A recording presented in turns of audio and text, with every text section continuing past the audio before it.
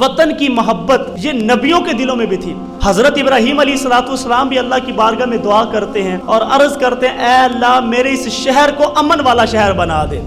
حضور علیہ السلام جب مکے سے ہجرت فرما کے مدینہ تشریف لے کے جا رہے تھے، حضور پیچھے مڑ مڑ کے مکے کو دیکھتے تھے اور فرماتے تھے اے مکہ تو شہروں کی ماں ہے، تو شہروں کا سردار ہے، تو بڑا خوبصورت شہر ہے، تجھے چھوڑنے کو دل نہیں کرتا، لیکن تیرے باسی جو ہیں تیرے رہنے والے مجھے تیرے اندر رہنے نہیں دیتے۔ پھر حضور علیہ السلام مدینہ تشریف لے کے گئے۔ حضور علیہ السلام نے مدینہ جا کے اللہ کی بارگاہ میں دعا کی اے اللہ مکے سے دگنی برکتیں مدینہ کے اندر ڈال دے۔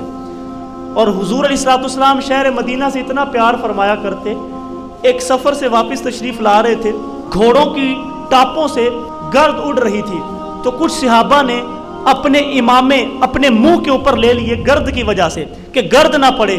تو حضور علیہ السلام نے جب دیکھا نا تو حضور علیہ السلام نے فرمایا کہ یہ کپڑے ہٹا لو، اللہ نے مدینے کی مٹی کے اندر بھی شفا رکھی ہوئی ہے، یہ اتنی خوبصورت جگہ ہے۔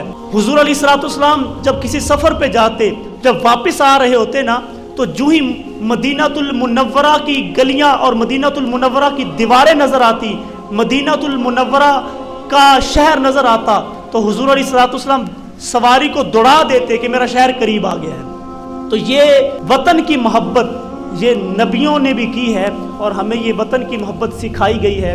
ہمیں اپنے دیش سے پیار کرنا ہے، اپنے وطن سے پیار کرنا ہے۔